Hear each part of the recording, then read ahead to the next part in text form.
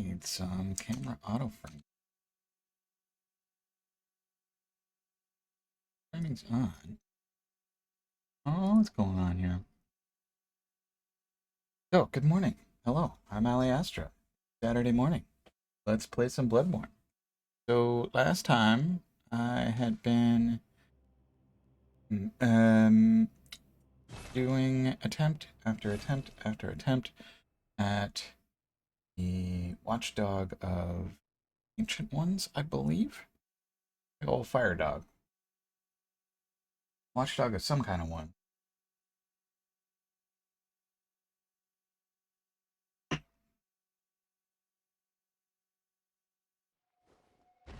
see. Like I need some blood vials. Oh, do a quick cherry coke run. 10 o'clock and 0 seconds, 0.000 milliseconds, 0.000 microseconds. And Twitch hasn't updated. I think I hit the start button a little late, Dell. But how are you? Good morning. Welcome to the stream.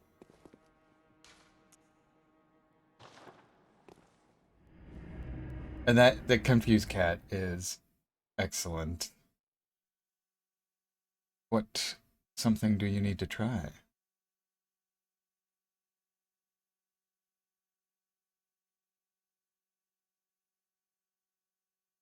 Confused cat with a waving squirrel. Rat scratching kitty head. Yeah.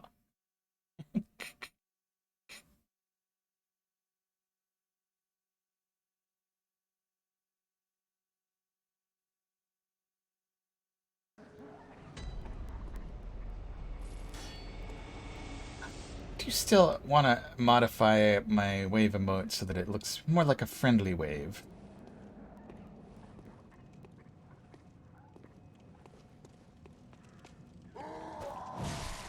Ooh, I missed. There we go.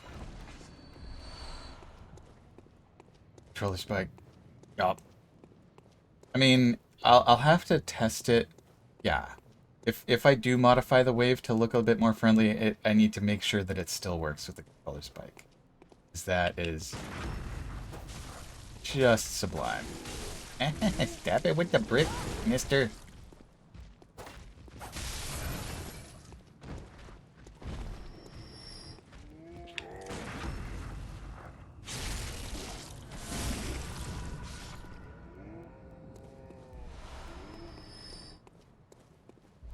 Goal here is get back up to 20 blood vials. I have blood of Adela. Probably shouldn't use that right now. And I forget what the conditions are to get more of that.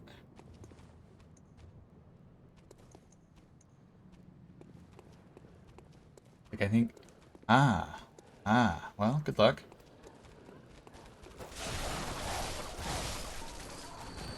I already completely forgot my promise to Nick to not fight dogs here. All the dogs are getting fucked.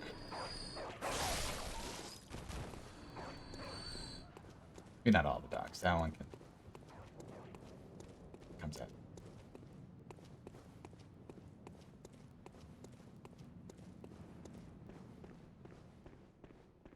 All right. Arnhem. Uh-oh. I think I need to these lest I become dead.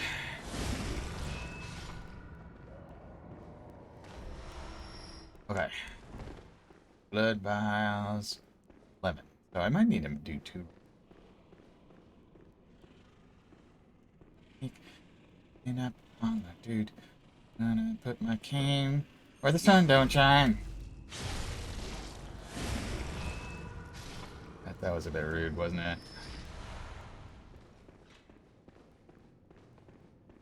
Rude, crude. Clean it up, Alli.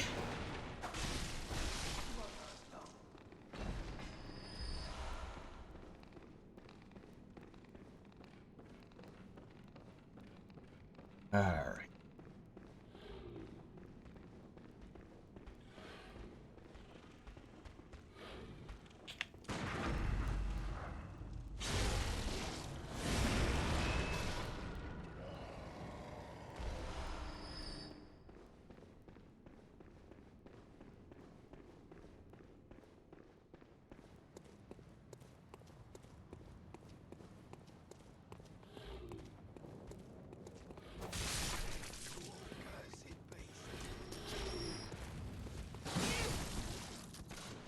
I was...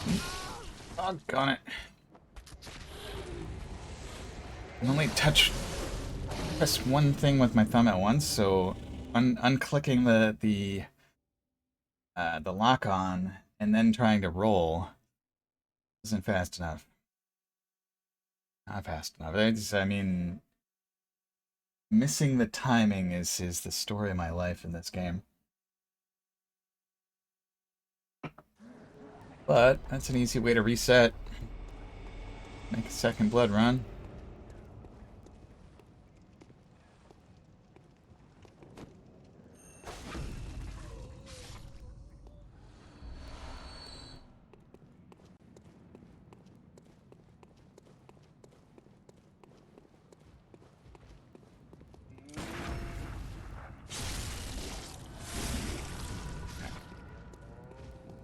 Like to parry these guys. Yes, I know their timing by heart. Alright, we're 18, that's good. Good. Alright. Leave the dogs alone. We'll rush through Dogtown. Okay, hello doggos. Just passing through, please don't bite.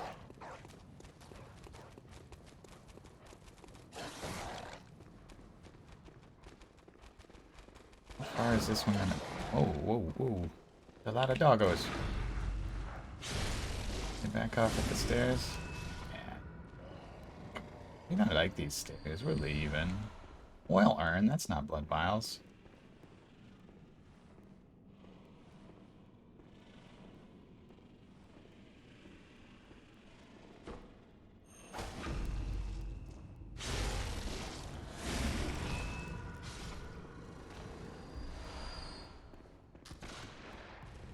Game heard that I'm looking for blood vials, so it's giving me anything but.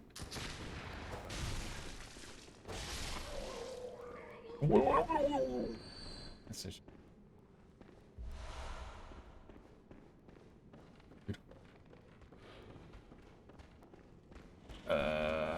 Whack. Well, what the? Shouldn't I said anything? Now the game knows. Sure, it's just random numbers. They're out to get me. Oh, hey, this guy has glowing eyes. Give me that sweet blood echoes. Ow.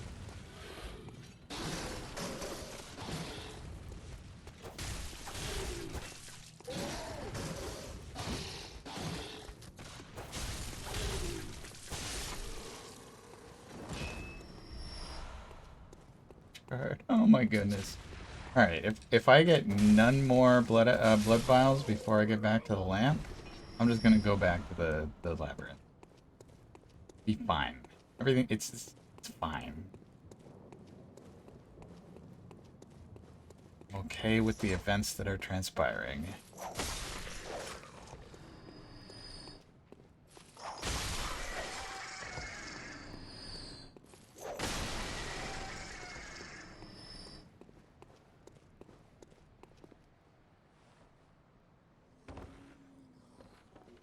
Need a catfall ring, Bloodborne. One thing I really like about Dark Souls 2 is you get the catfall ring and you can get ants that break your fall. Glorious. Love being able to jump long distances and not worry about it.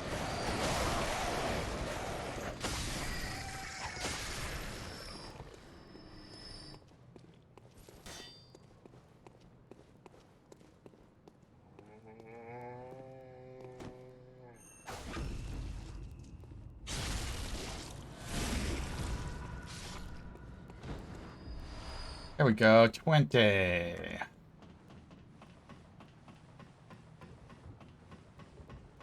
20 blood vial. And I've got Adela's. The last time I visited Yusefka, she didn't give me any. I might not be able to get any more Yusefka.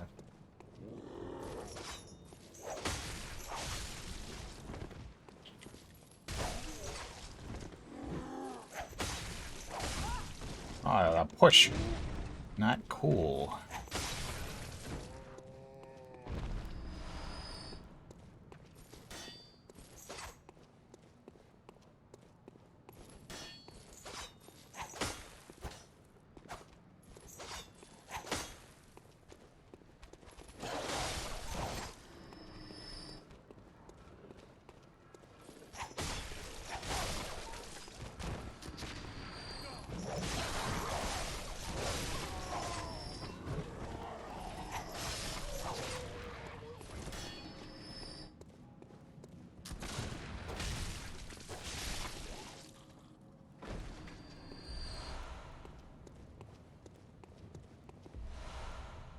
Blood vial. Nice. Nice.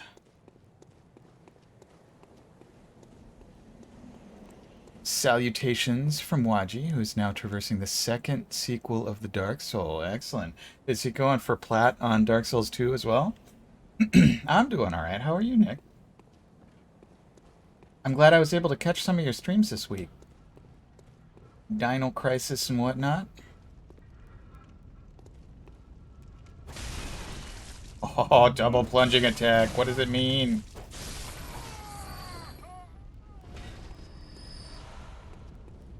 Second sequel. Oh, so the 3. Dark Souls 3.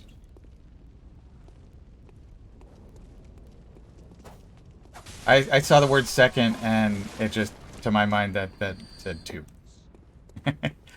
But yes, 1 plus 2 is 3. 1 plus 1 plus 1 is 3. 1 and 1 and 1, like the ending of Clue. Tim Curry just running around reenacting the movie in like 5 minutes. 1 and 2 and 1 and 1.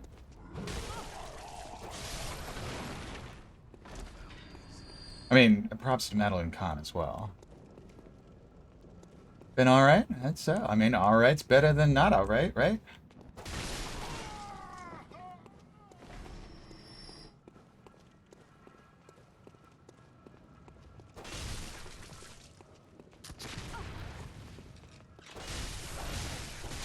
The prosody of what I just said just reminded me of a lot littler.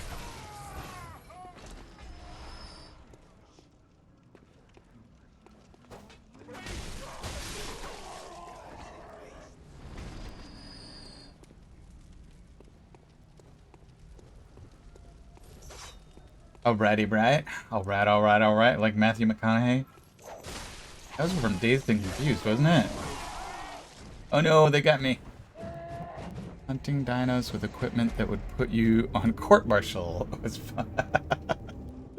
I mean, what's like a repeating triple heat-seeking rocket launcher among colleagues, right?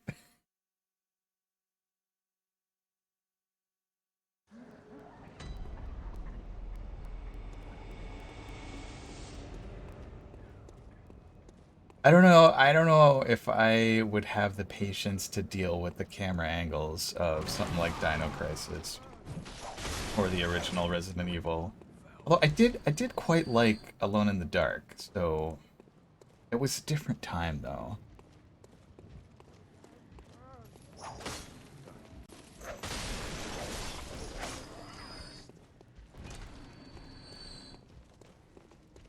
One of the rockets misses, travels all the map, and then hits anyway. Because yeah, basically it just like, especially in the open air one, it seemed like it was simulating just a whole bunch of sky for those rockets to fly around.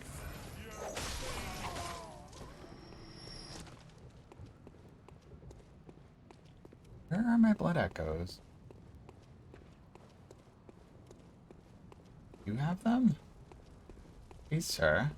Your eyes glowing. Oh, not that guy. Not that guy. Not that guy. Just like on the ground? Where was I when it happened? I was like down here, right? Where are my blood echoes? You have it?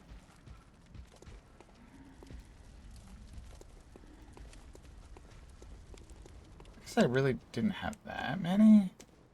There they are, just sitting on the ground. Okay.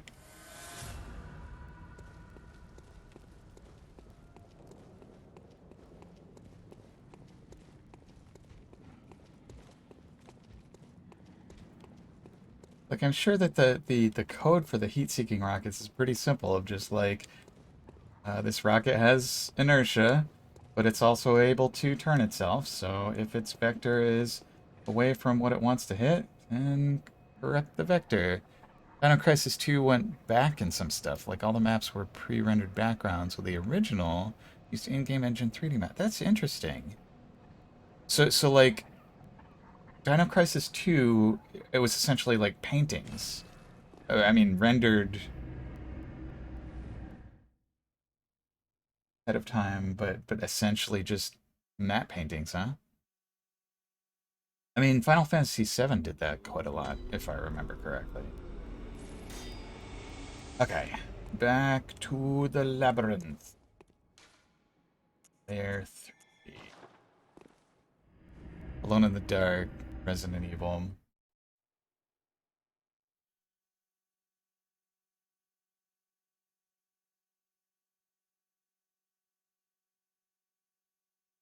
And I guess what they did for I don't know if they did it for Alone in the Dark, but no, that's interesting. So did that mean that they had lower quality textures or something?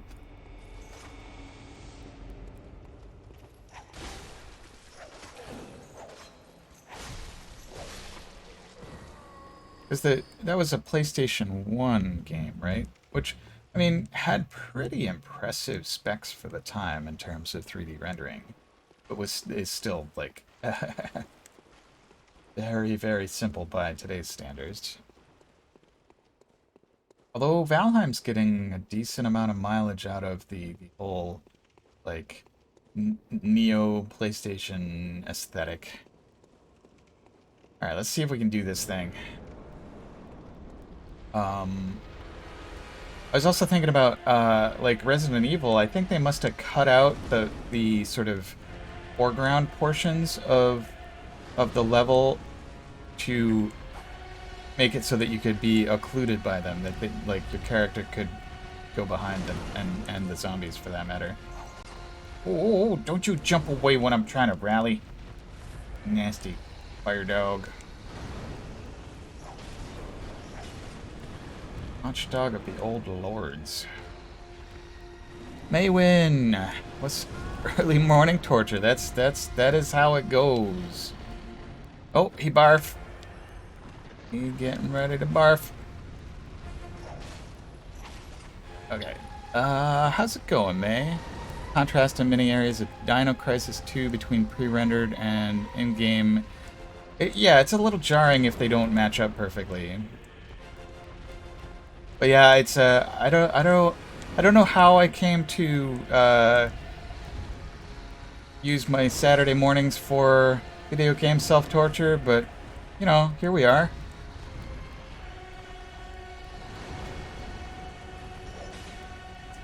I can't seem to wake up. I recommend espresso. I made myself some coffee in a mocha pot, and it's basically espresso. It doesn't have the crema of like espresso machine espresso, but it is the sort of more intense, like it's somehow gets more of the coffee bean through to the coffee, so higher caffeine and a bit more bitter.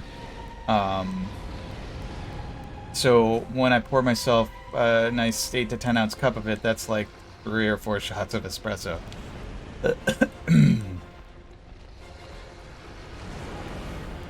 Okay.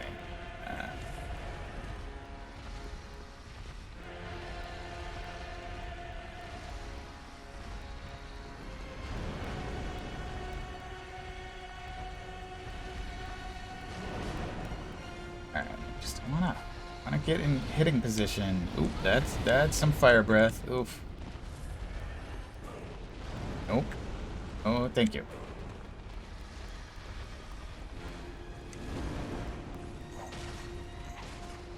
Uh-oh.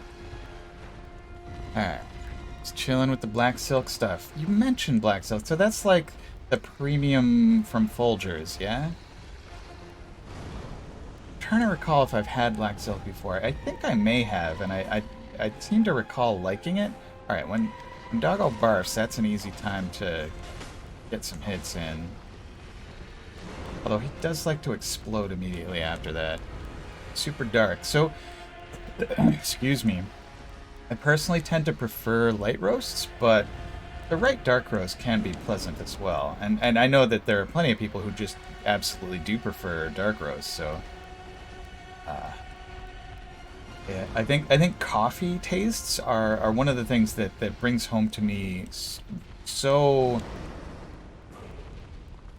concretely the variance of people's tastes that like you can be adamantly in favor of dark roast and my tastes are exactly the opposite of it, and like those tastes are perfectly valid, and it's perfectly valid for us to be extremely passionate about those tastes.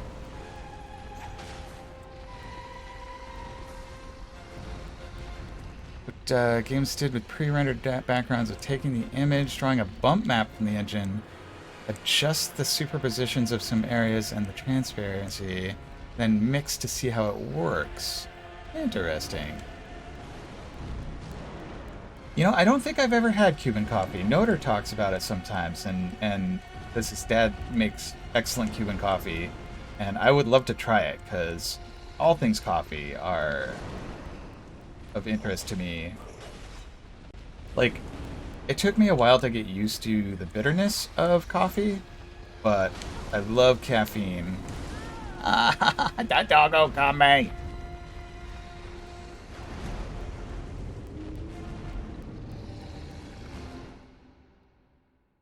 Alright.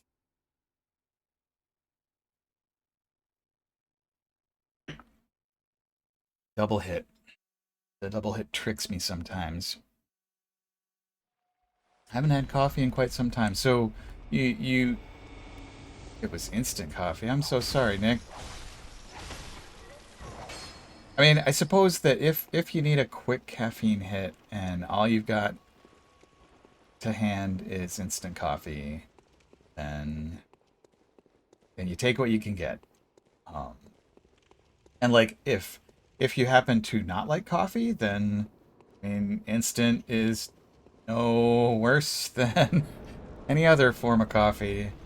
To anyone who just simply doesn't like the flavor or sensation of coffee at all. And I know that there are some people who just don't drink caffeinated beverages, and it's like, I get it intellectually, but viscerally, I'm like, how do you even live? Oh, doggo. You have for breakfast is what any South American would have. Mate. Yerba mate. And I forget whether mate has caffeine. I know guarana is highly caffeinated, but I don't... I don't know why I associate mate and guarana, except for kind of originating from roughly the same area.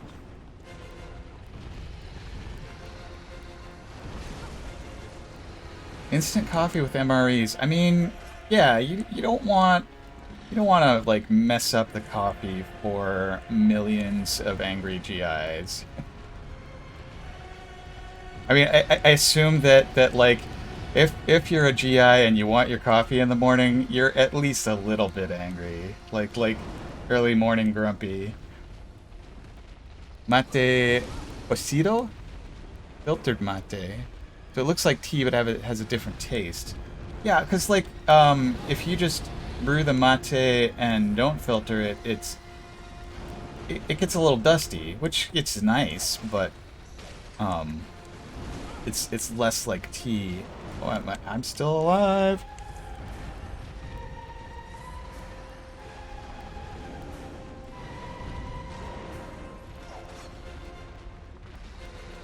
I mean, It may be that the U.S. government made some infernal pacts in order to get excellent instant coffee for MREs.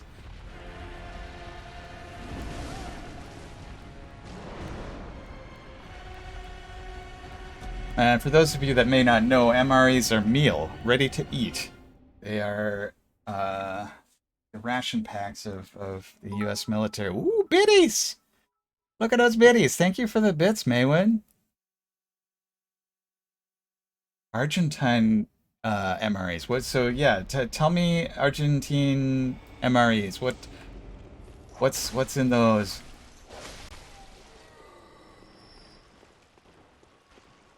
Do they have mate in them? I hope they do.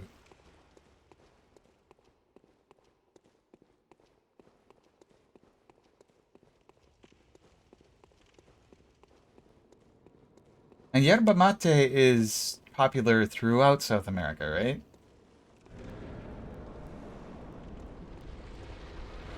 Like I first learned of it tortillas and coffee, tomato soup, pasta, and sausage bits prepare a quick pasta meal. Okay.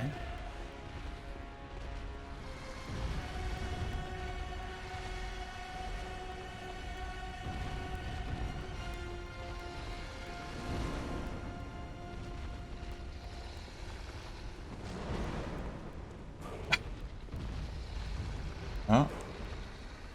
Are tortillas typically Mexican thing? I suppose that the Mesoamerican and South American cuisine are rather different. That like Mexican food and Venezuelan food are more similar to each other. SpaghettiOs may win. Okay. Barf dog. Barfing. Barfing on the ground. So would you say Colombian food is more like Mesoamerican food than it is like South American?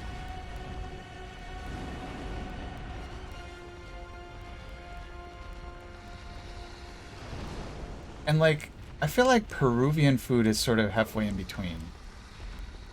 I've only had Peruvian food once or twice.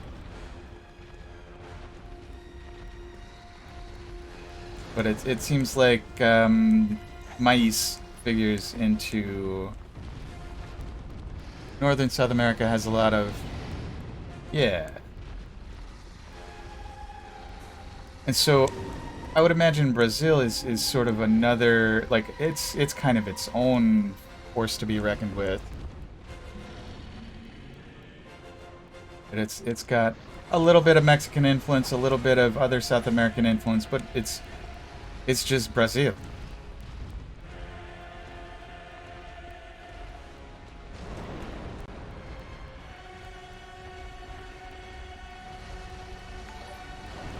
What's that? Oof, Madara.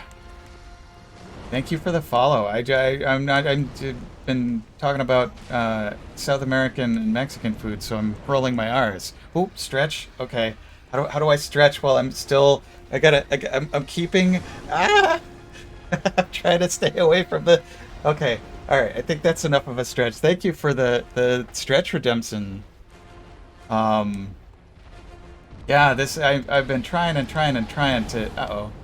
To get this doggo here. Uh-oh. And welcome to the stream. Yeah, this doggy is a nasty doggo. Not very nice.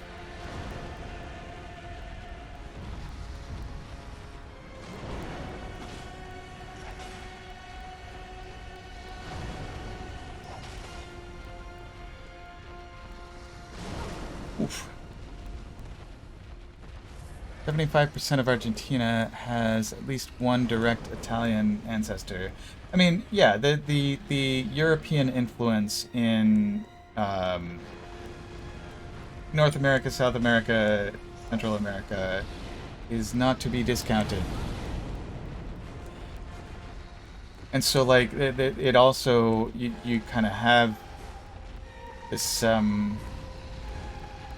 kind of messy mapping of European cultures and cuisines to places that people settled in the Americas.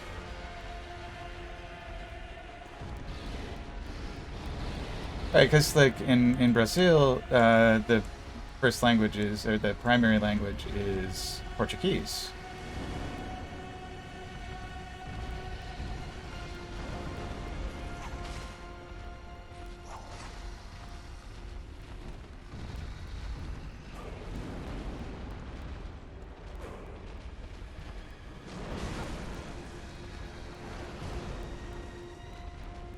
Oh, that's a pebble.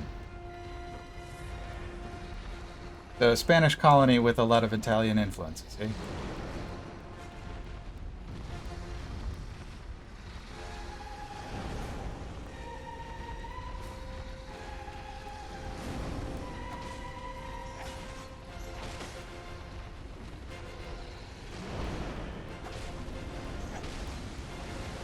Alright.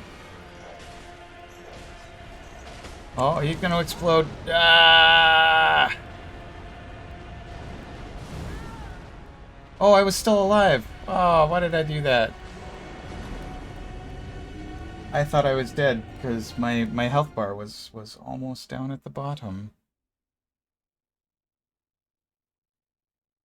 Yeah, no, it's so as someone who went through The Last of Us 2, attempting to, so I succeeded in not harming any of the dogs that we encountered except the one whose name I'm forgetting right now, that was in a cutscene.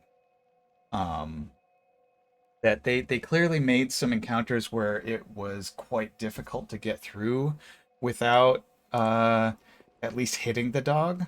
But I managed it. I had to do a lot of retries.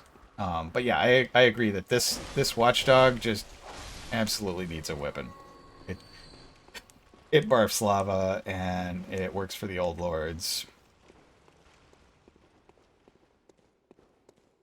Which camera? I mean,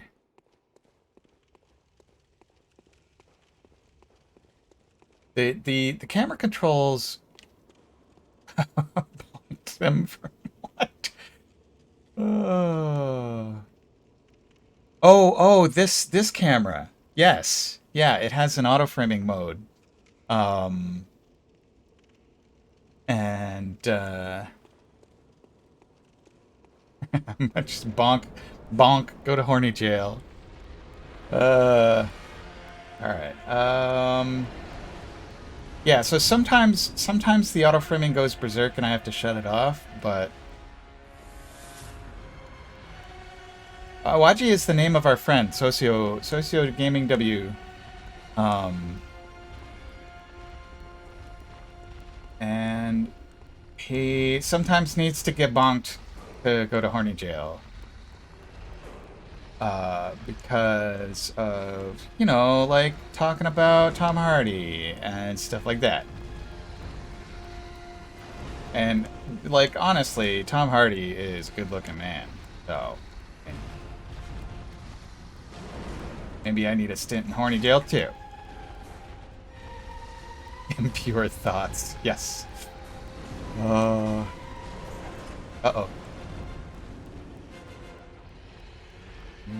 Those leap attacks.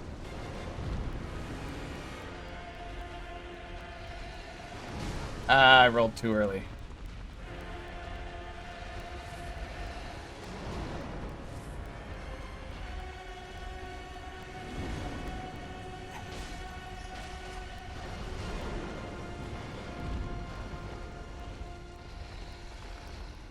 Tom Hardy, actor, British actor, was in Inception. He was Bane in the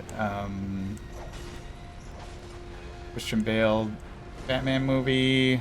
If you say Tom Hardy 3 times, Waji comes up.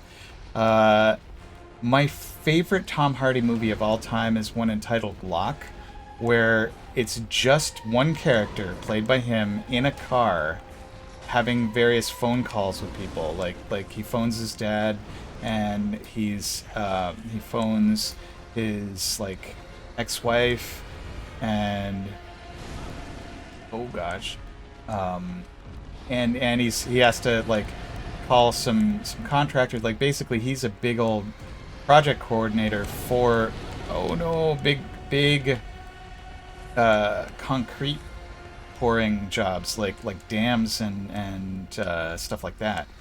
And it's like I didn't think I would like it because it's such a one-room play. You can't get much smaller than a car. Like unless there's a movie it takes place entirely in a phone booth.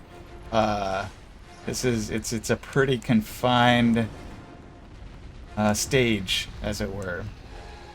But it really kind of illustrates the modern human condition. Like, here's this guy who's very successful in his professional field, but has a lot of problems with friends and family, and like working through those in phone calls. I gotta knock it to the side. Bibs bang. I'm doing well. How about you? Movie of Colin Farrell where the guy was gonna kill him if he hung up. So did the scene ever leave the phone booth? So maybe I gotta see this movie. Then maybe there's a smaller movie than Locke. I mean, now that we're talking about Colin Farrell, my absolute favorite Colin Farrell movie is In Bruges. It's just so like violent and absurd, and I don't know what makes me like it so much, but just the bleak humor of it. Oh, the Sutherland family makes excellent bad guys. Donald Sutherland, Kiefer Sutherland.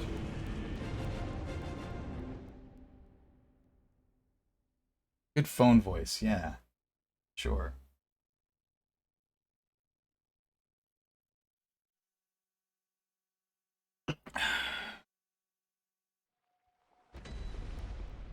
The Lost Boys. Yeah, he was wicked young in that. James Spader. I like James Spader in Black Books. I wouldn't say that I like Black Books itself. Just the plot takes me a little weird, but yeah, The Lost Boys is a fun one.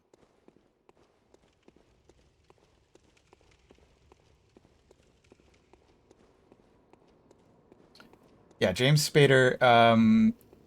Like to see him go from uh like super nerdy, like uh neurasthenic, what's his name? Daniel.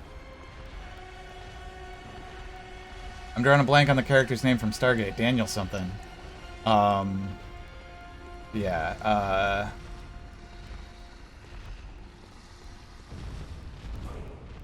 but he's a scary dude in Black Books. I love it.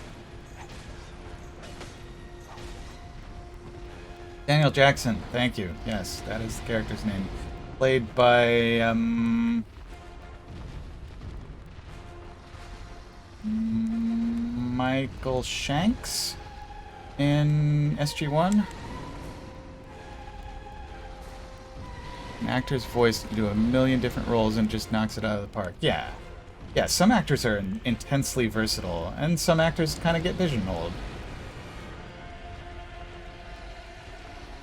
There are some where you're like, wait, that's the same person?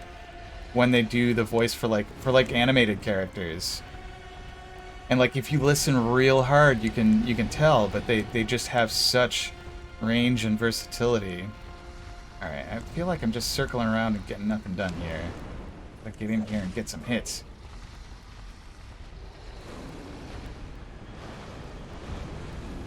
That explodey time? Well, that was like stomping.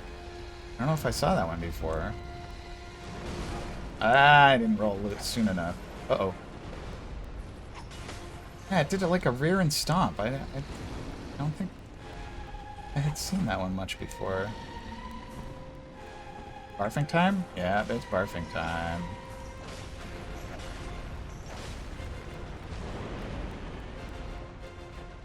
Alright. Michael Bell, Rugrats, Smurfs, and then Legacy of Kain. Alright. It's not a name that I recognize, but I'm sure that I've heard Michael Bell in stuff. Like as you mentioned, like cartoons and then Legacy of, oh come on. Legacy of Kain is it part of the Devil May Cry series? Or is it its own intellectual property? Alright, that was my last blood vial. Own series, nice. But is it in that same vein of like DMC and Darksiders, where it is like a beat 'em up with some supernatural aspects? Alright, there's my Blood of Adela. That should recharge me up to full, but oh gosh. This still only have gotten like a third of the Watchdog's health here. Oh, you barf.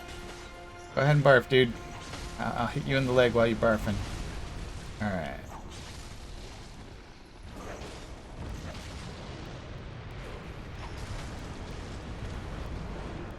Looks like he often, actually puzzles and exploring take more priority. So, is it more like the Uncharted series? Uh-oh. Yeah, I'm out of blood vials, including Adela's. Yeah, that'll do. Oh, the series was written by Amy Hennig? Yes, I remember reading about her that like she did a lot of writing and kind of project directing for some pretty excellent narrative games.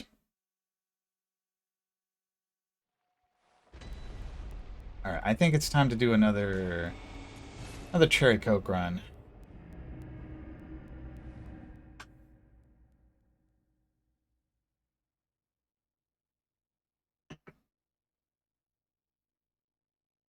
One of the best narrative in games. Excellent.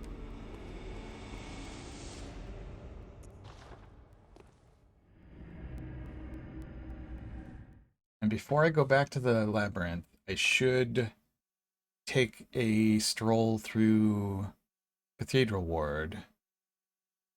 Oh yeah, so it's by From Software, and I wouldn't be surprised if there's a lot of team overlap between the Souls games and Bloodborne.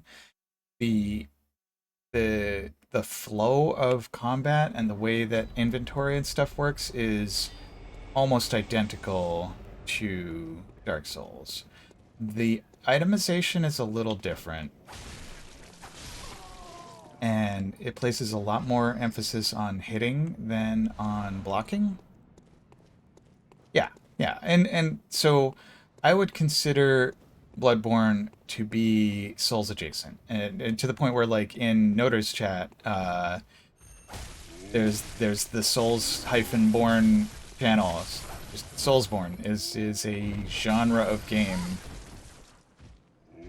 an adventure beat 'em up with a particular style of combat and a particular From Software. Ah, no. All right. So, from what I've heard, there's no universe continuity between Dark Souls and Bloodborne. How is this guy not dead? I am.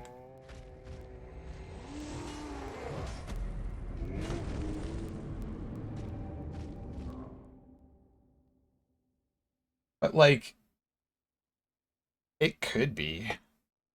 It could just be that, like, when the Dark Souls world gets to Victorian times, it's Bloodborne.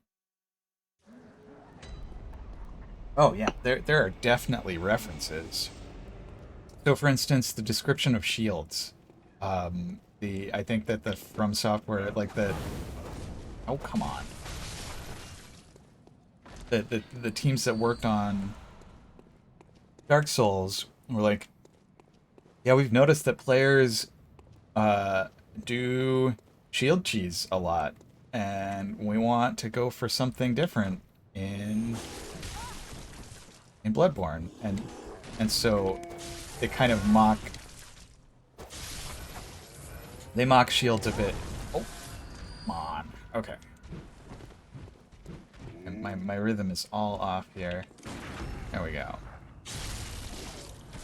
And like parrying is rather different. The way you parry in Bloodborne is the Quicksilver pistol, or you can get like a musket or a couple of other firearms, but Quicksilver bullets. Right, a shield is good in combat, but it breeds passivity. Yes.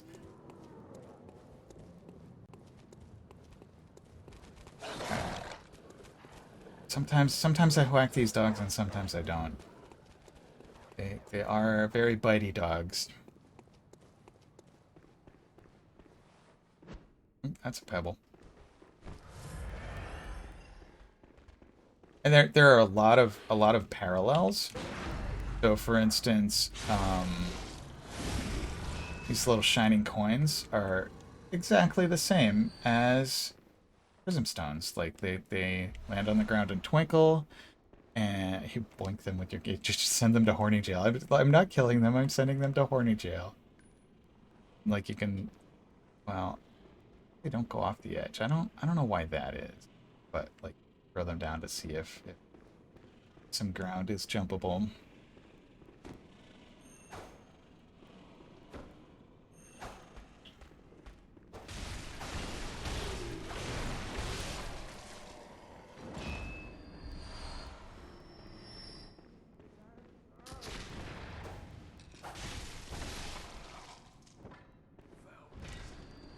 Demon Souls there. I want to play Demon Souls, but I'm just waiting until I'm able to do the PlayStation 5 version. Like I don't particularly want to bust out my old PlayStation 3 and play an older version if there's a new remaster out. The only reason Dark Souls is not called Demon Souls 2 is Sony owns the trademark. Or the the IP rather. Vampire. I've heard good things about that game. What style of game is it? Is it a first-person shooter? Or is it janky but fun? Yeah, there's a lot of things that Sony just like won't license the rights to. They like the whole reason that it took so long for Spider-Man to join the MCU was Sony.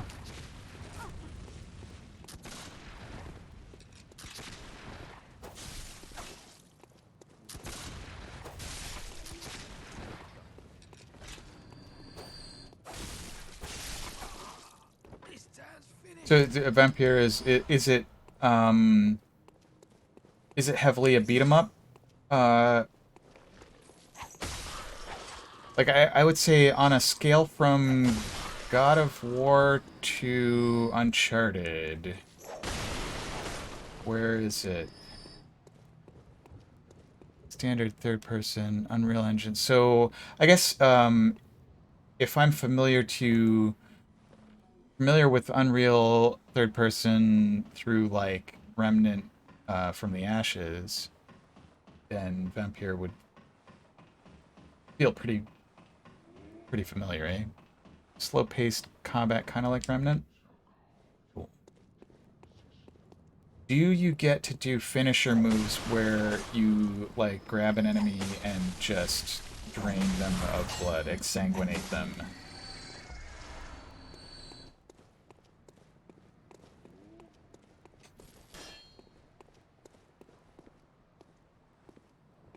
And more importantly, do you get iframes throughout all of your finisher moves? If there are finisher moves.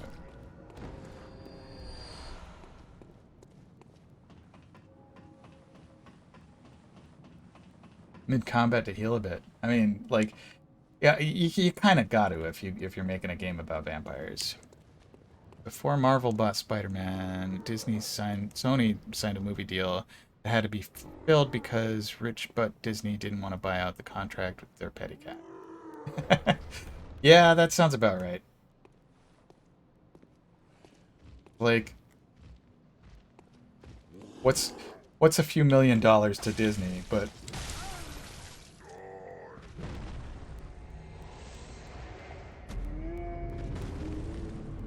Microsoft owns Bethesda, it's true.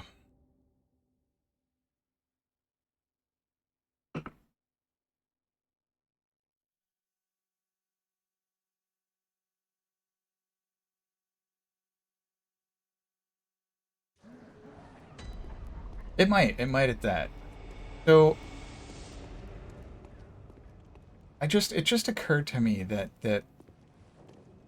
I can't remember what the first Bethesda game I played was.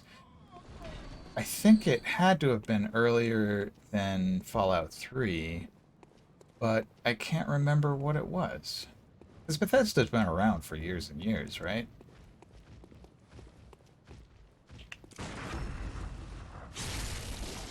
Now that Doom is over, you hope they bring back Quake? That would be pretty cool. Like, I don't know what the chances are of getting Trent Reznor for soundtrack work, but Quake, I feel like Elder Scrolls, right? So yeah, so like Arena was a Bethesda game, yeah. That was like what, 1992?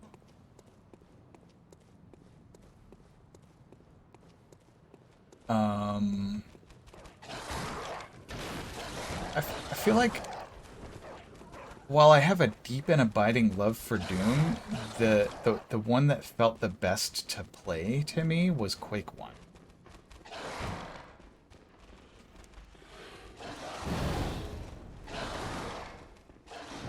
Yeah, so like Trent Reznor and Nine Inch Nails, like that he's tried so many styles over the years that like if you really like his like heavily industrial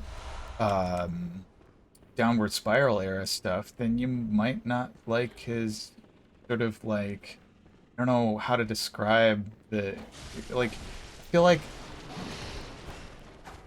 some of his more recent stuff emphasizes more of the like arty experimental. Like he's always been experimental though. Back if they went to dark atmosphere, like Quake 2 was too like Space Marine-y. Not enough in the like is this is dark Cthulian like your weapon is a nail gun that literally fires 9-inch nails. It couldn't afford him by that time. Yeah, there is that. I think the key to it is probably being like Supergiant and being what was it Delirium said? Being a music company that happens to put out games every now and then.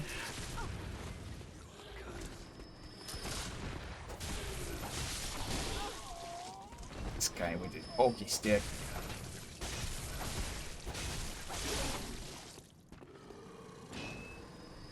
Yeah, Carmack. Like I feel like in certain arenas, John Carmack has zero chill. Just like, yeah, I'll fight you. What have I got to lose? I will fight you.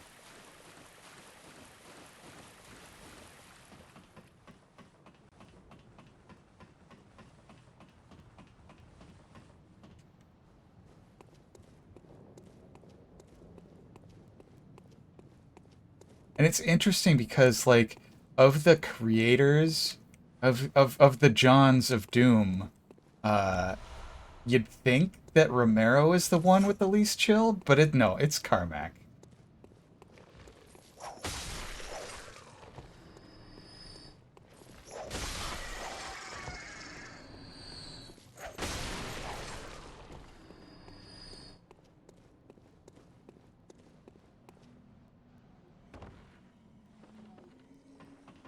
He beta tested Fallout 3 at Bethesda.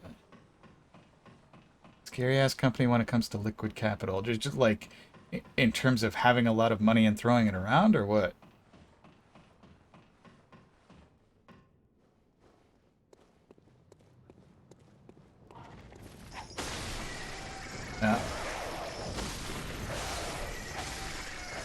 I mean, it can be a way to get shit done.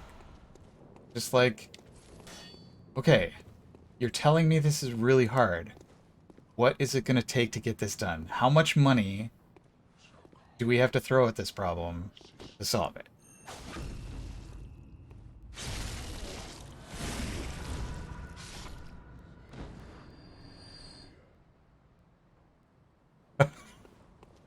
Oh, stay classy, John Carmack. Just like Cinemax doesn't want you to buy this. Good. Better don't click here in this link. Oh, yeah, like maybe name the game like There Will Be Blood or something. How's it going, Kurai? So I'm curious, does this game uh is this game too swoopy and zoomy to watch? Like are you audio only right now?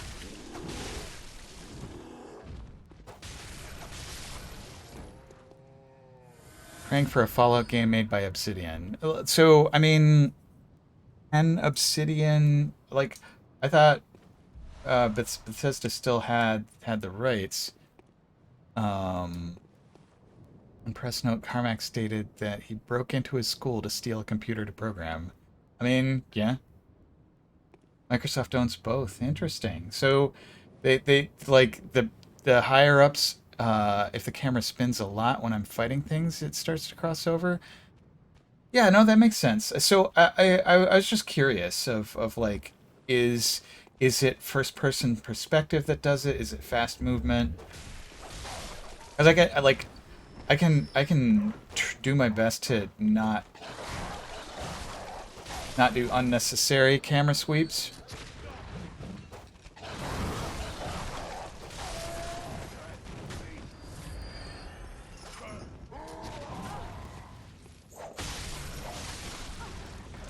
Okay. I have heard real good things about New Vegas. I didn't play it. But so like Obsidian I, I it's I always forget all of the details about who went where to do what. Um what was I lost my train of thought. Oh yeah, so Obsidian and Bethesda and Fallout. I thought that there was some overlap that like part of the Obsidian team was at Bethesda for a while or something along those lines. Um and also that they've like made their own IPs that are Fallout like that aren't in the like Ron Perlman saying War Never Changes Fallout IP, but they're like basically Fallout with the serial numbers. Yes, The Outer Worlds was Obsidian. Yeah, never finished that, but I did like its style. Um,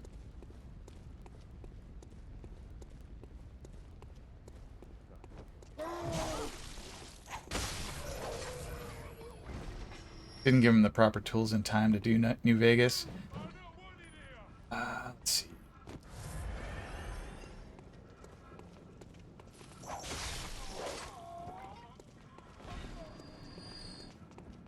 Yeah, having a buggy engine can be problematic. Although, sort of only tangentially related, it can be actually fairly beneficial to reuse engines. That like some games do kind of bank on the power of oh come on. I'll mess up your brain, mister. Um the Beast.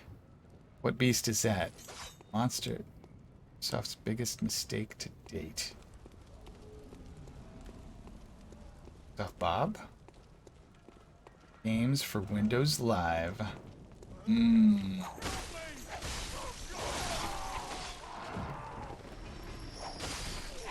I mean, Vista was, yeah, kind of. It wasn't Windows ME, but wasn't XP either.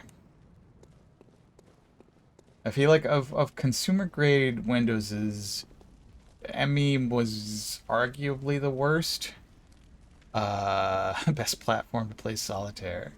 So is Vista Solitaire better than XP Solitaire or other? Did I get my souls back? I did.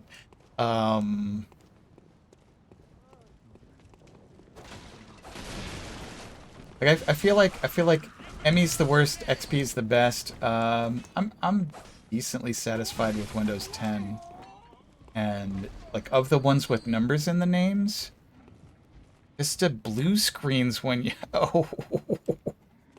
I just wanna play my cards, Windows.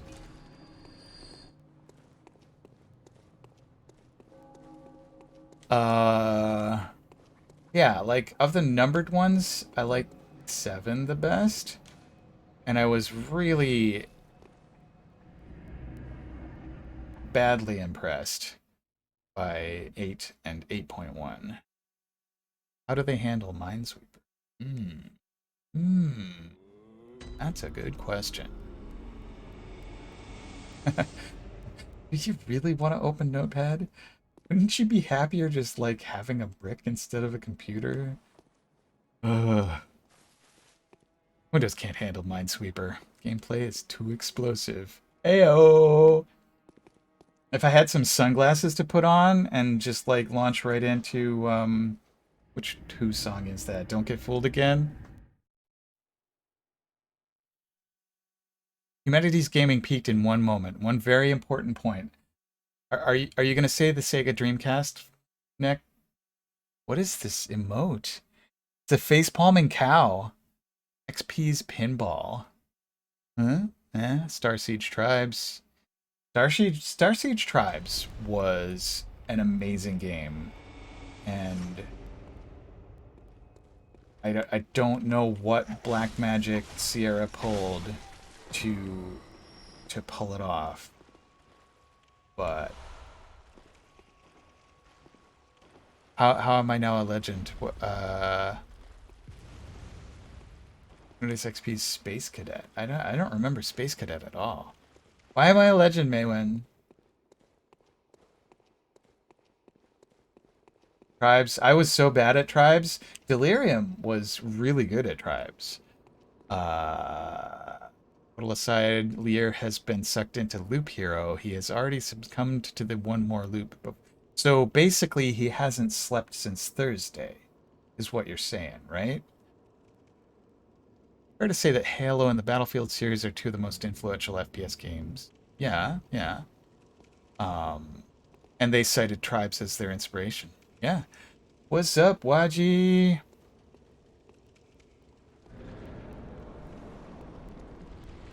You missed us talking about Tom Hardy. I was talking about Locke. My favorite Tom Hardy movie is Locke, where he's just in a car on the phone. Yeah, well, maybe we can clip it from the VOD for you. I mean, it came up because we were talking about the concept of horny jail. Mach 10 with a spin fuser. Yup. Tribes 2 came out. I wouldn't say that Tribes 2... I would say that...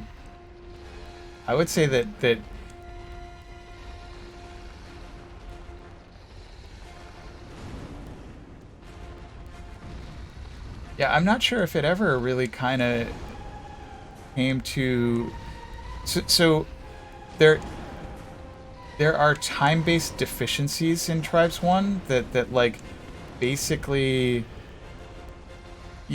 There are limitations based on the tech of the time in terms of resolution and texturing, but modability is important. Yeah, so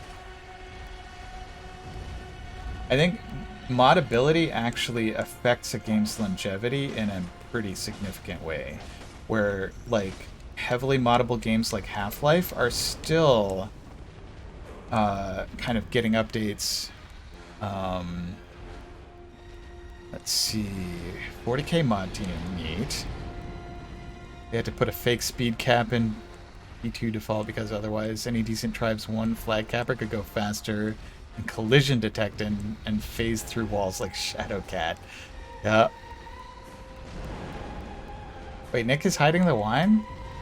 Yeah, Doom is still alive and it came out in 1993. But, so...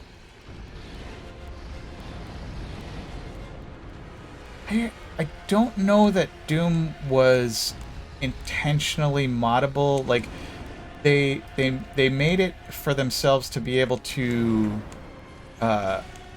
write the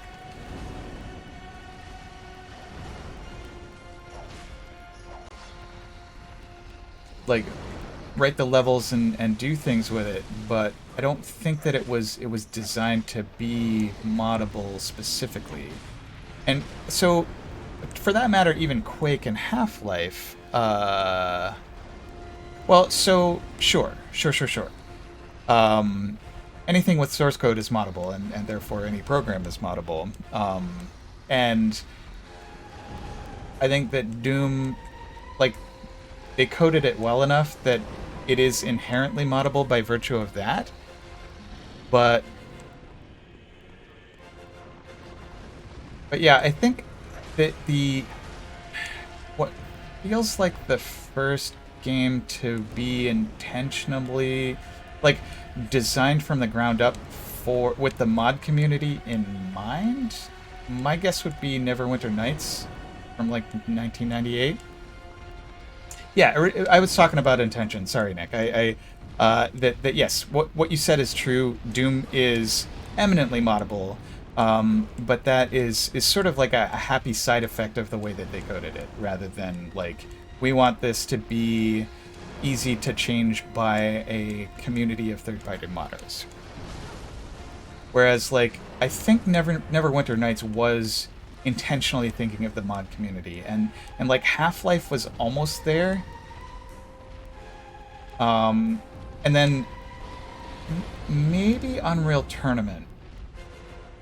That like Quake on Unreal did introduce runtime scripting, which makes modding way easier. But yeah, Neverwinter, like, basically, I don't know if it was from day one, but the tools for modding were there.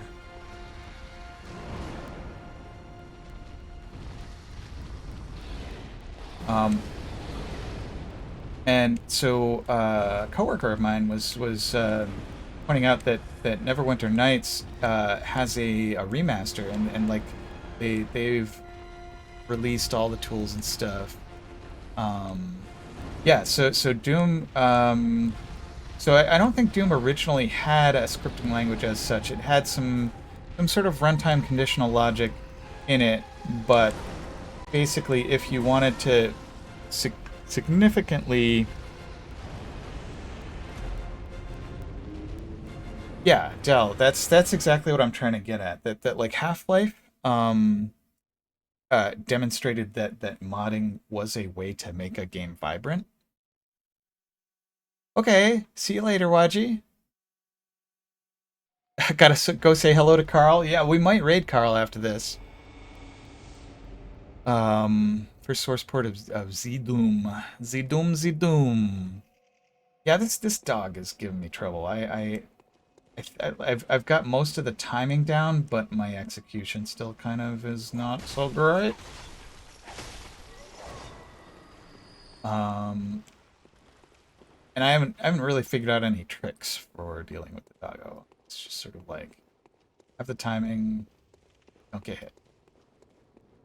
So yeah, there may be other games in that same time frame that Zdoom spawned boom. This sounds like the begats part of the Bible, of like, and then or like any sort of like epic poem genealogy. Because there are so many versions of Doom out there now, and like, even if you get like Doom on GOG, they're using some variation of Zdoom.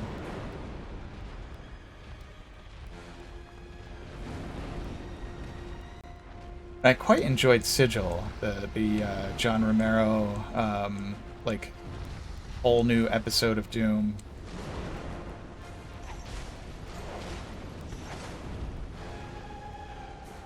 A slightly modified engine.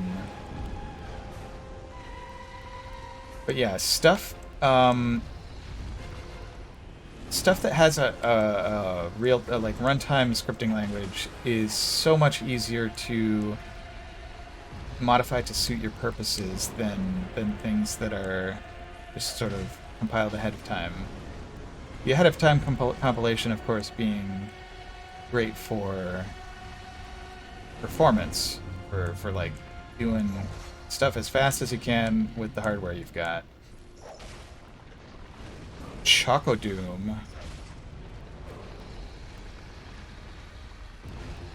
Maywin, that is exactly what I was trying to get at.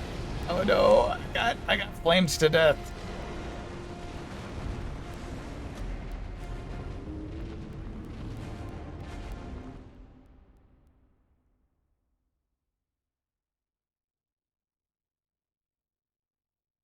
Yeah, so now that you mention it, yes, I'm kind of wrong about getting Doom on GOG. That like the version, the engine that they ship with is not all that different from vanilla.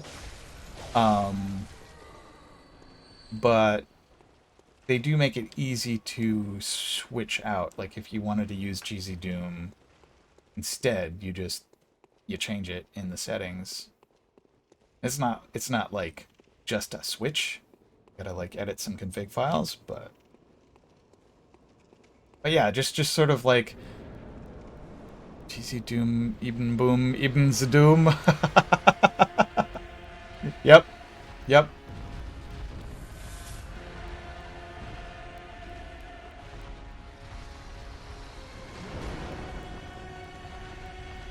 Yeah, the vertical mouse aiming, like, when I started playing Sigil and I had accidentally left the vertical mouse aim on, it felt like cheating.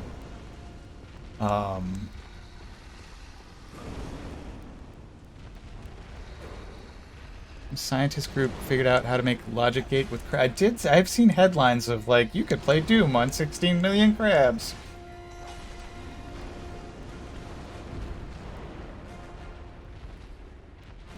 Oh.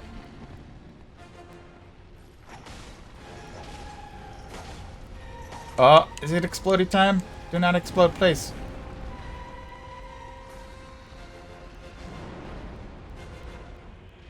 Cause yeah, like just like Skyrim will. Uh-oh, I did not dodge that charge. Just like Skyrim will just exist on every platform possible. Doom should be possible to run Doom on anything that can compute.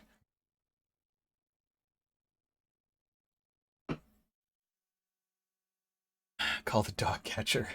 I don't know if calling the dog catcher is a good idea, Maywin, because this is Bloodborne, and there are like ultra powerful elder gods that probably shouldn't be looked in the eye. One thing I haven't been doing is using my Quicksilver bullets at all. I should maybe try that, see if like enough bullets will stagger it, or even just do like I think I do like I don't know 30 or 40 damage per Quicksilver bullet, but that'll chip away at the Watchdog's health if I hit. TI-83, I would be sad if it didn't. And it's probably been a decade now since they first ran Doom in a Redstone computer on Minecraft, right?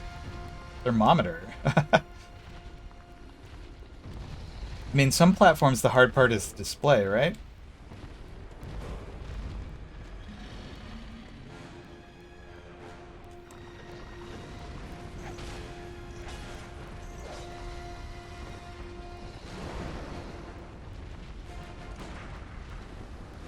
Yeah, 43 damage from a Quicksilver bullet.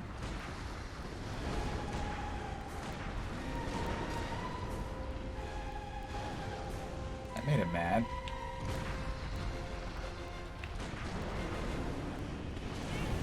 Oof. Alright, I should unlock. That's, I mean... I'm impressed that a pregnancy test has enough computing power for Doom. But, I mean, like, if you need a certain amount of logic and it's just, like, a mass-produced Z80 chip or whatever was Doom pregnant, I'm not sure we want to know the answer.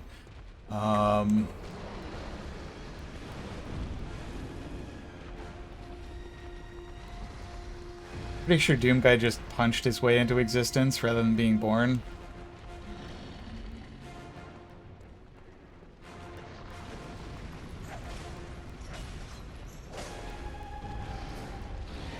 That is an abyss we won't plunge into. We will gladly blow up cacodemons with rockets, but let's not look too deeply into how Doom reproduces. He's a Blazkowicz. Wait. Is Doom Guy related to BJ Blazkowicz from Wolfenstein? No. No. Is that... How can that be? He is? What? How did I not know this? Commander Keen's a Blazkowicz too?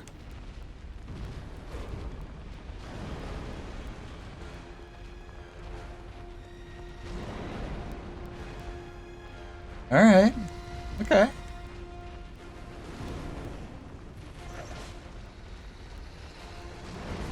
Fine family tradition of saving the world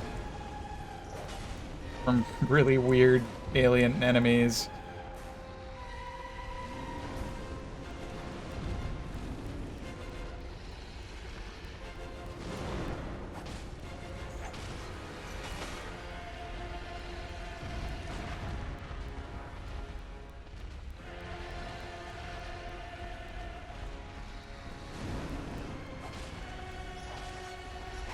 Uh-oh. Every time I do that third swipe, I know I'm getting greedy. Spartacus. How can you be Spartacus if I'm Spartacus? Or wait, Nick, are you Spartacus? Blazkowicz! I am Blazkowicz.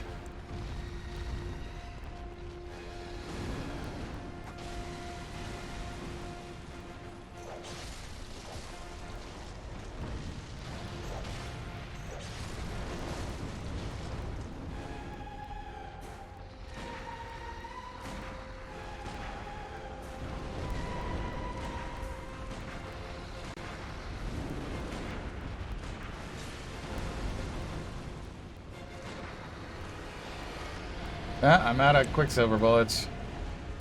Reboot of Wolfenstein. I still need to play those. Like, what is it? Shadow of the... Not Shadow of the... There's something Colossus.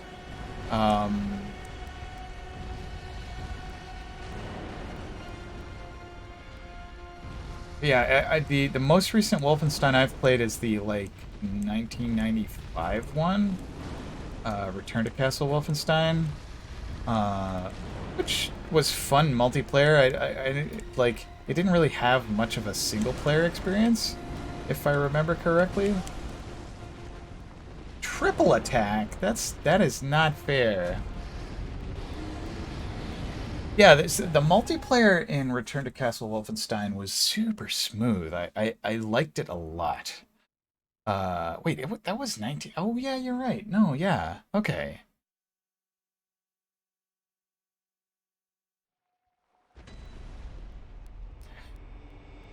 Heinrich. New order. So smooth it spawned enemy territory. Yeah, I think ET was the one that I tended to actually play the most multiplayer in. That like, it was... I don't quite know even how to describe the feel of it. That it was... It was a particularly... It wasn't as fast-paced as Tribes. But it wasn't slow. Like, it was fast, but not super fast. And something about the way that they did the network code and I think like predictive smoothing made it felt extremely responsive for a multiplayer competitive first-person shooter. E.T. Quake Wars. I mean, Quake Wars still has a niche following, doesn't it? Each map in the RTCW MP demo was really good.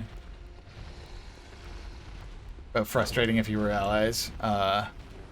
Nothing as fast-paced as Tribes could be. Most games that have tried have failed because the play arenas don't work for it. Yeah, if you're skating all across the map, you kind of gotta have...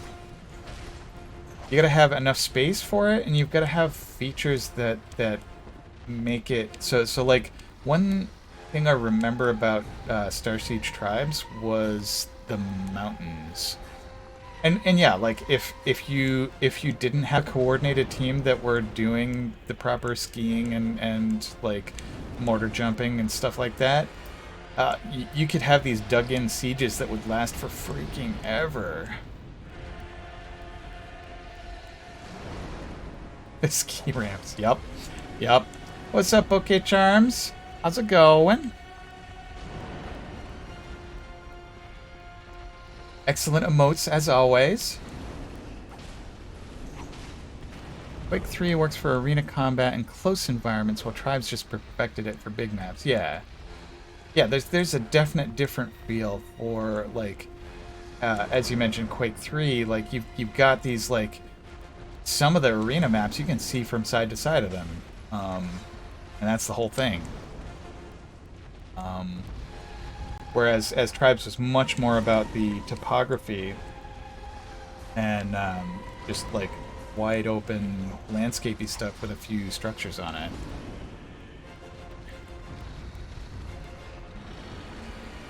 Yeah, and it's like, while it may seem simple on the surface, haha, doing doing big open maps like that in a high-performance way on computers is not easy. Oh, I got stopped.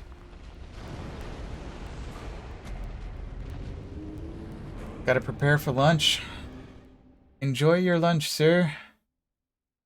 See you later.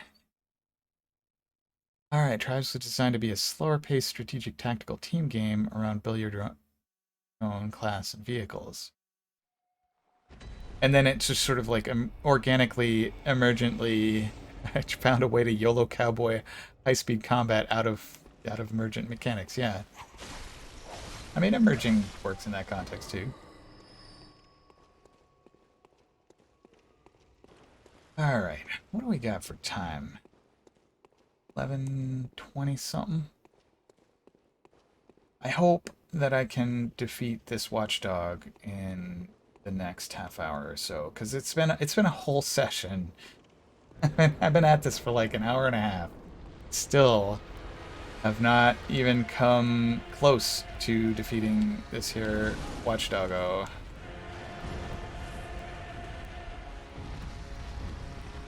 Tribes 2 tried to force the vehicles back into play, and the community rebelled. Yeah, so like vehicle-based play can be fun. I feel like PlanetSide did a good job with vehicles, and there's a World War II game. Maybe I'm thinking of the Battlefield series that like the vehicles just feel really good. That it's perfectly possible to play in first-person shooter mode, but the vehicles add to it rather than distracting from it.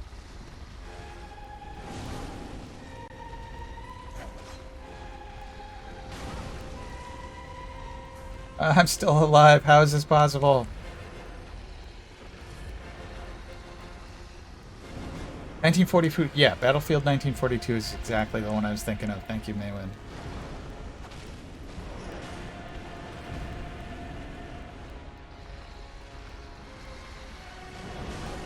Oof. Oh, I shouldn't have been in the corner there.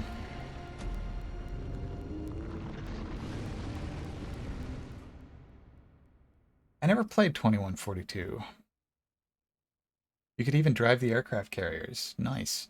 Yeah, so I mean, one thing in that kind of cemented my admiration of Battlefield 1942 was that it was the favored game of a bunch of gamers that I used to hang out with at there's an aviation college in New Hampshire, Daniel Webster College, DWC. Um, and that like these college guys that were there to learn how to fly planes were like, yeah, this is a fun game and I get to fly planes. Um, Scarcity Wars times. Game mode about taking the other team's airship. I mean, airships are super cool.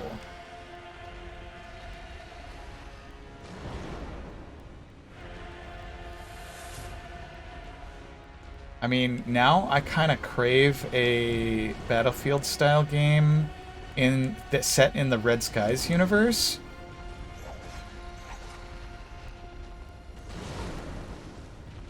Yeah, Bawa, how's it going? This doggo is giving me trouble. It's nasty doggo.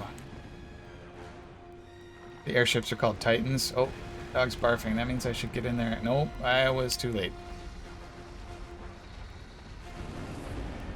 Alright.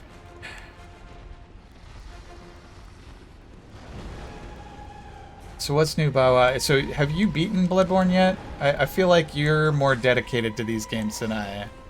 Walkers were the Titans. I mean, in Titanfall, that's true. I kind of miss Titanfall. Like, I know I stopped playing Titanfall for a reason, and I think the multiplayer was getting frustrating for me. But there were aspects of it that I liked a lot. That I can't quite get from Apex Legends. Titan mode. Not the DLC. Do that another time. I figured that. So, as I said, your dedication to these games seems to be much stronger than mine, Bawa. So, what are you playing these days?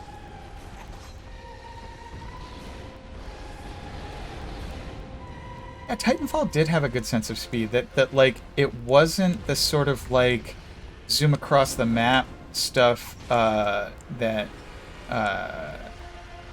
tribe skiing was, but you had this like really fun parkour mode when you were just a person, and the Titans did feel sufficiently fast. Like they felt the right combination of clunky and fast.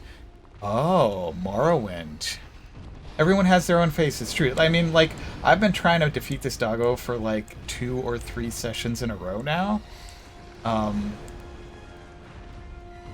would say I preferred Titanfall 1 over Titanfall 2. Like, Titanfall 2 was good and fun, but there was something just sort of, like, simpler. Weapon broken. I guess I need to go back to the... Alright, so what other weapon do we have? Alright, spear time. Yeah, I should go back and play Titanfall 2 single player at some point. Like, I remember being very annoyed by it because the protagonist is this, like, bland white dude. And it just, like... It's like, why do I have to play Mr. Boring and his boring patrol? Matthew Mercer's strange romance with a robot.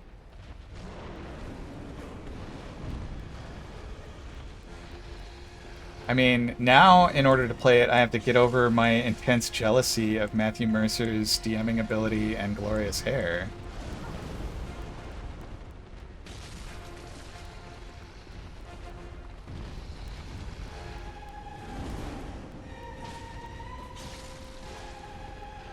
But yeah, I've heard good things about it, and he is so default male character option A. I mean, kind of like the main character of the movie Avatar. Like, he's fine as a character. He's just not especially interesting.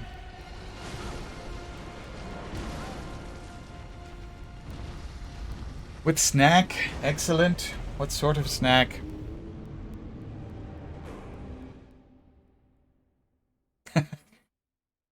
Don't remember the guy, only the robot. I mean, that's kind of confirms the guy's blandness. But to a certain extent, not everyone who makes a difference is interesting. That's true. That's an excellent point, Maywin. Um, might have gotten a piece of tiramisu. Yeah. Hmm. Sounds pretty delicious.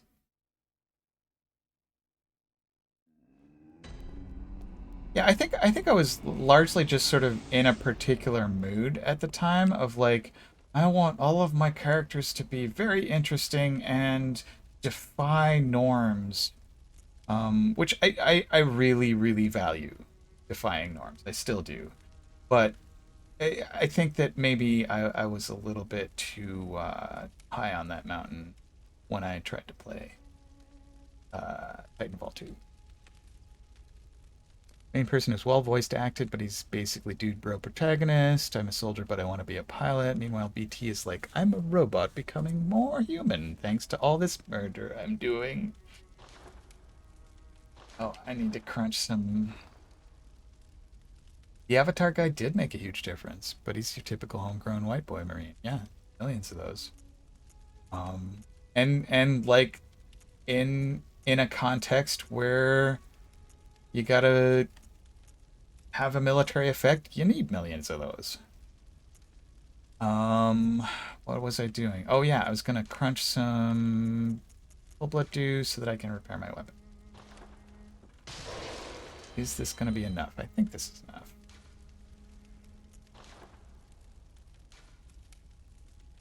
Well, it cost me all my blood echoes. That's fine. Let's see. Is it time for? It's time for Cherry Coke Run. Every choice about your protagonist should be important to the story, including sex, race, etc. If it's not, the player should get to choose, build their own, since the goal is obviously self-insertion. Yeah. So, like, I am fine with silent protagonists. I quite love actually the sort of like Doom. The I feel like Doom 2016 introduced a bit less silence out of Doomslayer. Ghost of Tsushima is a great example where Jin has to be male, Japanese, because it's key to the story of Jin. Uh, yeah, yeah, that like,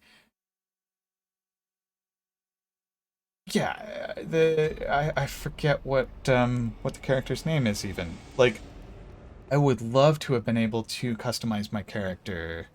And yeah, Jin is a pretty man, and those bath scenes.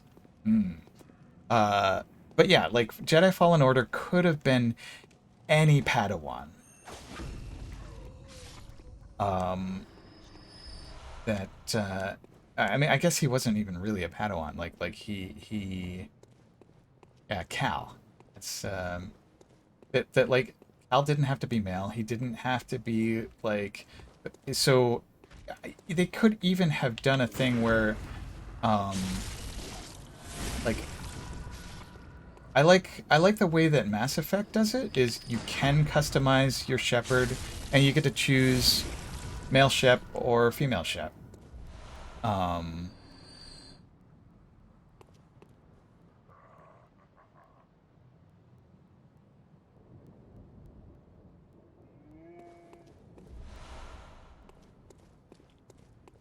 yeah, I guess if you got a character that shows up at different ages, that makes the customization half a year, Noah. Holy guacamole.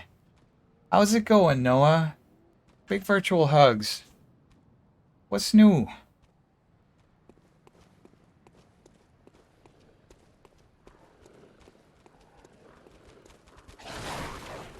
And like Horizon Zero Dawn, I think, is another good example where I think it is important for Aloy to be female.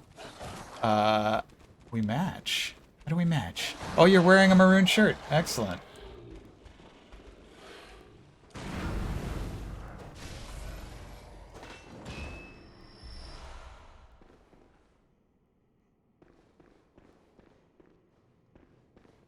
Yeah, that's another thing of like if you have a story that's got a canonical thing, but you have the option to play it differently.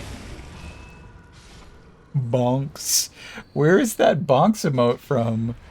Oh my goodness.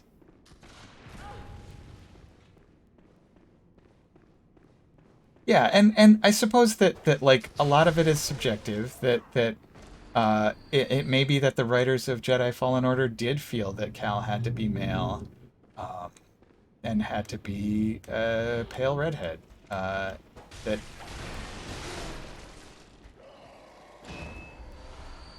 in our opinion, at least in Dell's stated opinion, and I agree, that story could just as easily have been a female character or a character of a different ethnicity. That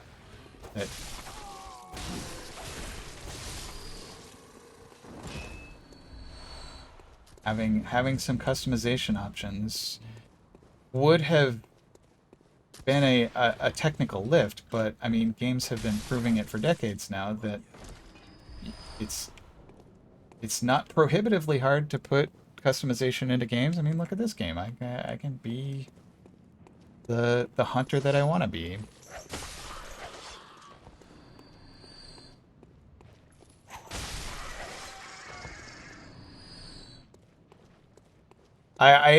Like I am absolutely on board with the femshep is true shep. It might be a bit of a troll stance, but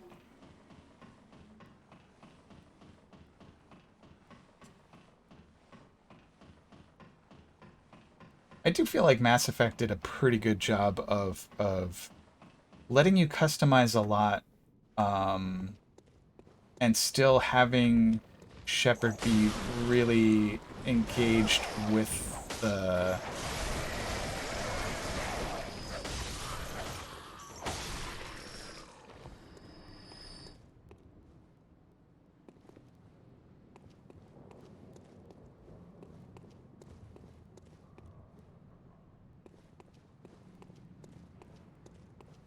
Yeah. So I seem to recall the like original marketing material for um Mass Effect was, I don't even remember which characters, but I remember female space armor of like, hey, those are space marines, but they're ladies.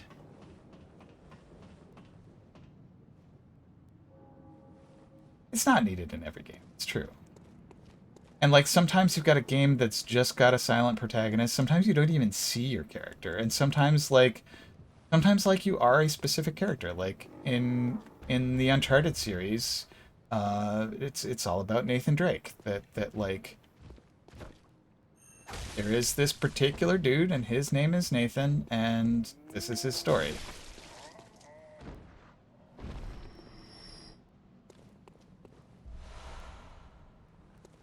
I mean, as far as Mass Effect goes, I am very, very impressed by the woman who does the voices. I'm drawing a blank on her name right now, but I not too long ago saw a YouTube video of hers where she was just quietly reading the dictionary as an ASMR thing.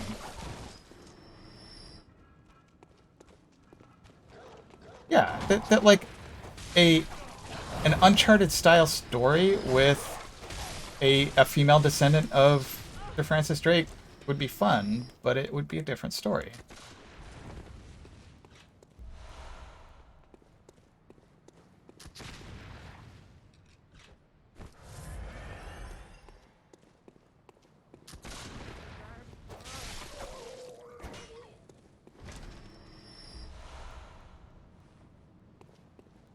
They shot Cade 6? Why would they do that? He's so sassy and annoying. Wait, what?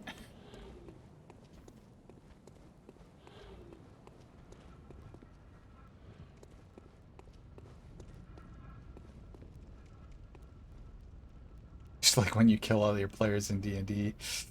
Ugh.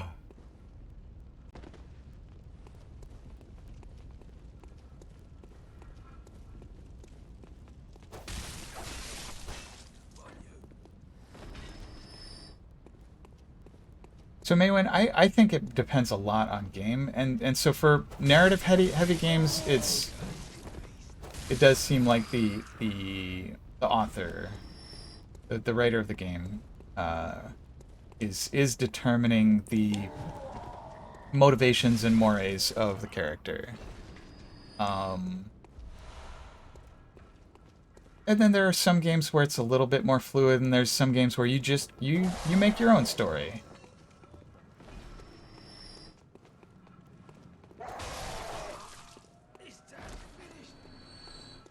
Um, and like I like to play with the boundaries of that. Um, where to come back to The Last of Us 2 as an example, the game designers clearly wanted me to kill dogs. But I said no until the cutscene forced my hand. But I managed. It made it a more difficult thing for me to do. Um, but I managed to get through the game without killing any of the dogs that you just randomly find in scenes. Yeah, yeah, and it's so I mean, we are all allowed to experience art the way we want. That like uh, if if you are booting up a narrative game to I lost my train of thought here. So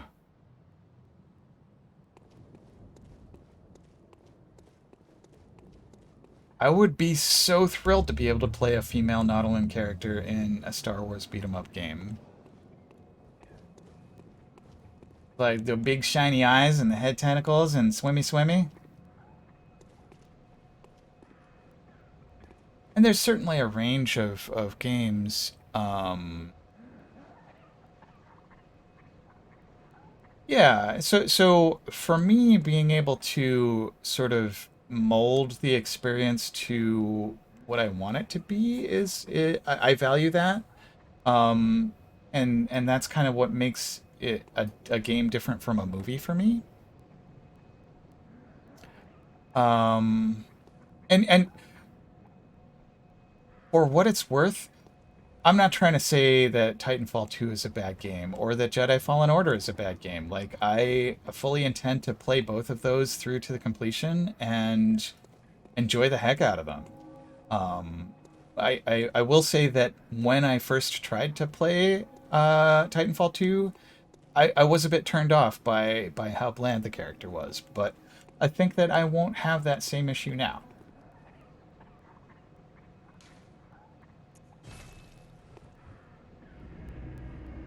And part of the appeal of MMOs for me is just the baked in assumption of customization that like the the uh, I made a couple of characters in Guild Wars 2 and found that like the gameplay of Guild Wars 2 didn't wasn't very grabby for me, so I didn't play for very long, but I absolutely loved the character creation.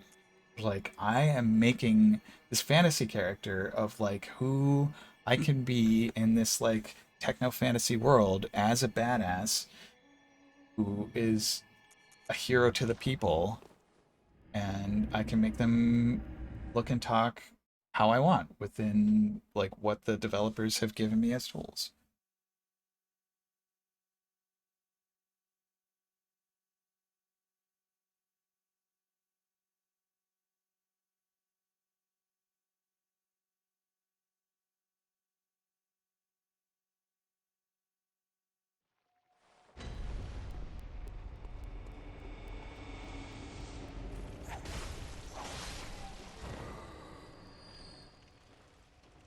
And some games are like that. They're like, uh, I mean, Telltale Games has made a business. I don't know if they're still in business. I heard some recent stuff about them falling on hard times, but the their whole like Wolf Within series, and I think they did some Walking Dead stuff.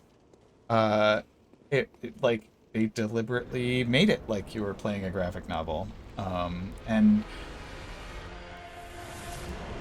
I think it's good to have a wide array of games of like Minecraft. You're not really directed to do anything, and you can basically just like spread out, do whatever you want, go for the end dragon, build a giant castle, whatever.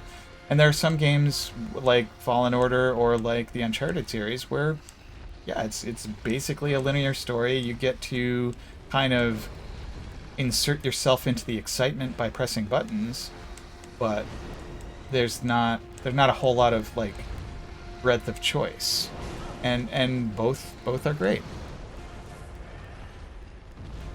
Halo Reach, yeah, that like in a lot of the Halo games you're playing as John 117, and that's fine. Like John 117's pretty cool, but yeah, Noble Six gets to be who you make them. Um,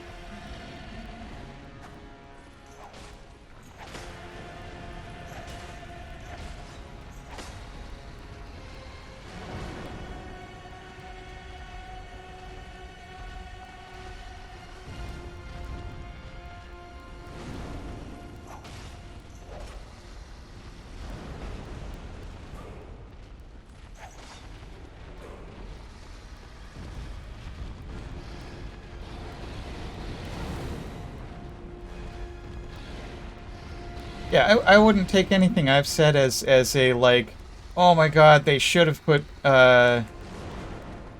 customization in Jedi Fallen Order, because otherwise it's just garbage. Because Jedi Fallen Order is a fine game. Um, it's just an example of a game that hypothetically, just sort of for rhetorical purposes, it it could have been narratively just as cohesive with customization.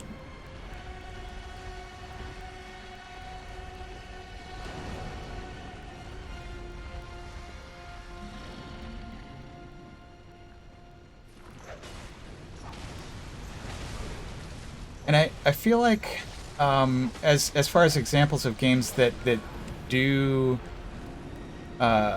sort of require a particular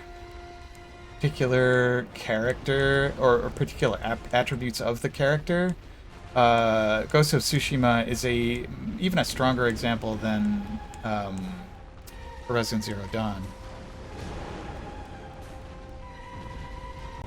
You spent in-game money to make your Pokemon Shield character more fashionable. That that sounds wonderful, Noah.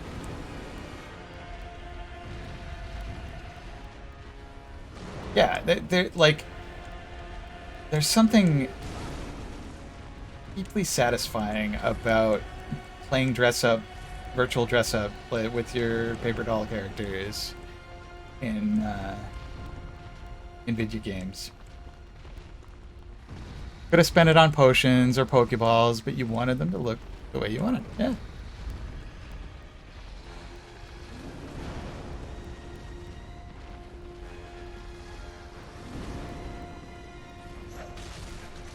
Yeah, and so I would imagine that the game designers just make. I mean, that's what the Kim Kardashian mobile game is, right?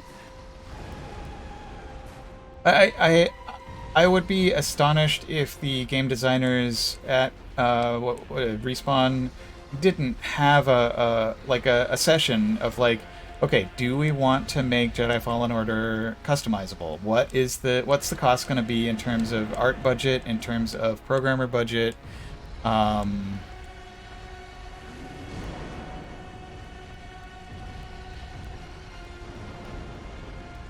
the only thing that you'll guaranteed be looking at 100% of the time is your character. That is an excellent point, OK Charms.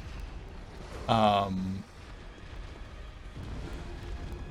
well, I mean, resources are always a constraint. I would say that in the case of Disney, they have immense resources, but they also have to make decisions about how to allocate those resources. And like sometimes budgets are flexible and sometimes budgets are rigid. And sometimes projects just get canceled because they like the resources aren't available or stuff like that. Um, but yeah, I hope that you guys are feeling good about this discussion. I don't want to kind of like get people all riled up about differing opinions about games, but um, there's I think that part of the value of games is that we can have differing opinions about them. Yeah, yeah, okay. I wanted to check in and make sure, because like when you're excited about a thing and when you're discussing a thing, it's sometimes it's friendly debate and sometimes it touches a nerve. So, all right, I am glad that we're on the same page about having a good friendly discussion. Yeah, no, and like expressing tone in text is extremely difficult, and I mean even in voice, like thinking is the Hollow Knight a boy? I don't know. Hollow Knight is a bug.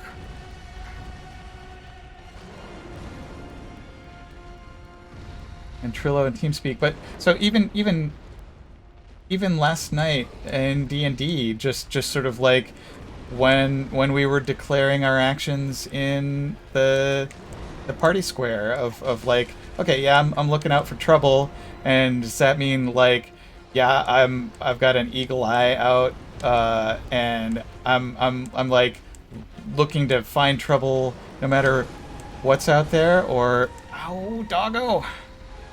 Oh, I was doing so well.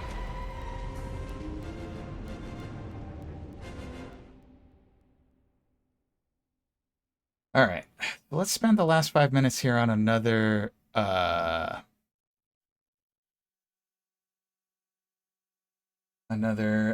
cherry coke run. Yeah, I mean, it's true that we can't always get what we want. Like, I want games that are exciting and get my adrenaline flowing, but also have deep narrative, but also give me an immense range of self-expression, but also aren't too complicated, but also and so on and so on and so on. Um,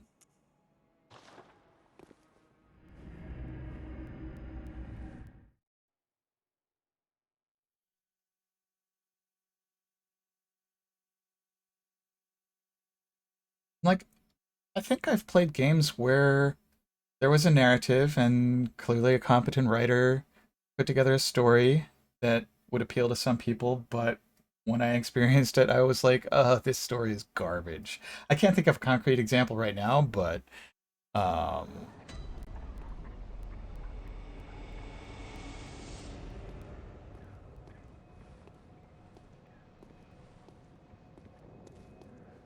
it is interesting to see how games differ when they put emphasis in different areas. That like some studios are art heavy, and so they make games that have gorgeous visuals, but might not be pushing the limits of technical like programming challenges. And some studios are programmer heavy, and so they make these intricate, technically sophisticated games that might be a little bit light on visuals, and some studios have a really solid writing department, and so that the words and the narrative themes that they have are polished and competently assembled.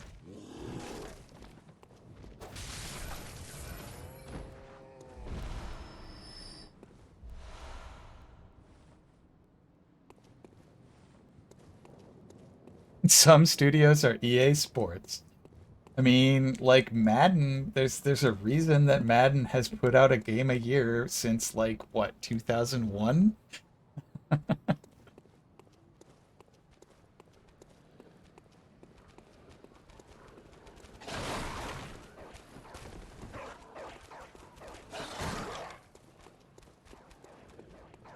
So, I mean, I think we're kind of getting back to the modding thing that like if if you're willing to uh suffer a little bit of jank of like, okay, this animation was designed for a 6'3" dude, and now we've got a 5'6" lady doing these things. Um,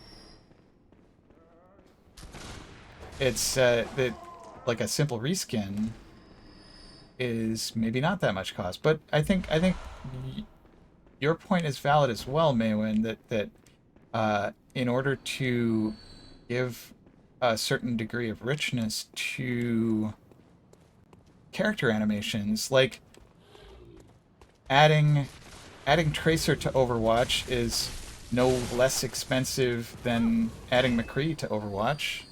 You got your voice lines, you got your animations, you got your abilities to code. Um, but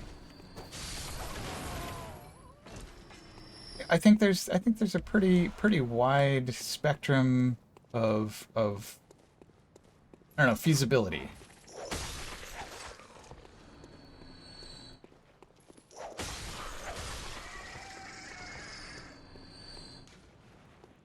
No more pebbles, so sad.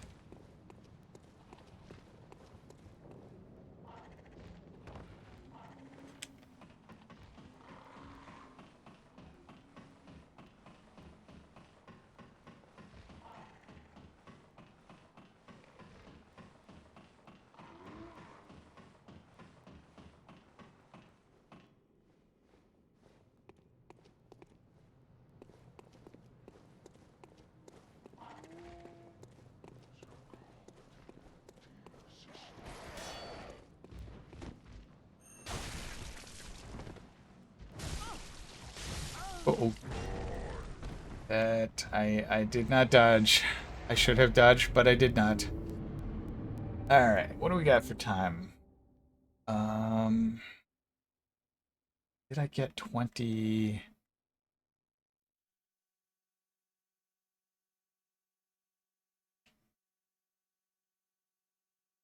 Mm, I wanna get 20 blood vials, so I think I'm at 19. So let's do one more blood vial run and then call it there. And I think if Aji's buddy Carl is online, we can raid him.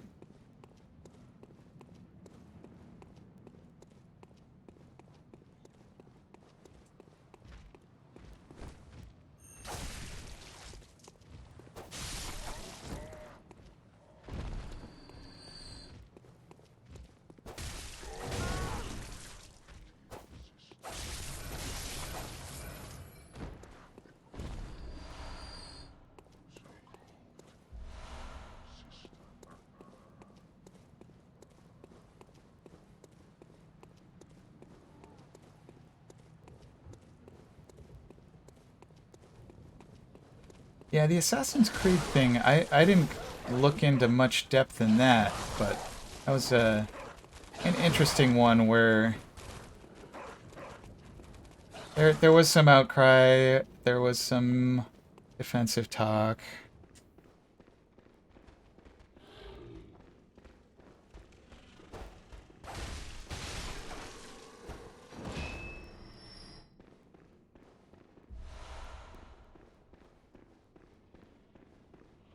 And I suppose there is the value of political capital that, like, if your marketing department finds that you will sell 30% or 50% more games if you offer this thing, that those sales might account for well more than the cost.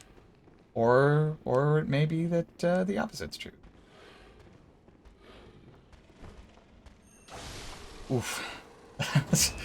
Let's steer clear of the crunch topic. I think that's one that's gonna upset me. Um, like, yeah, crunch is a thing that game studios do. It's horrible. And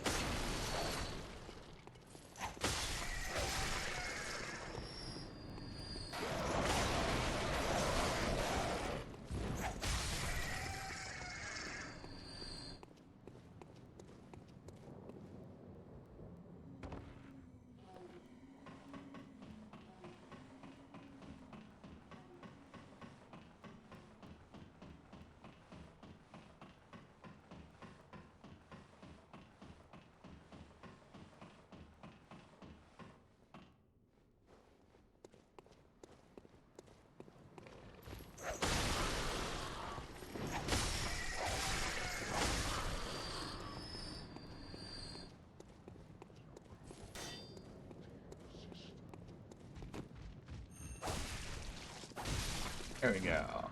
Blood Echoes retreat.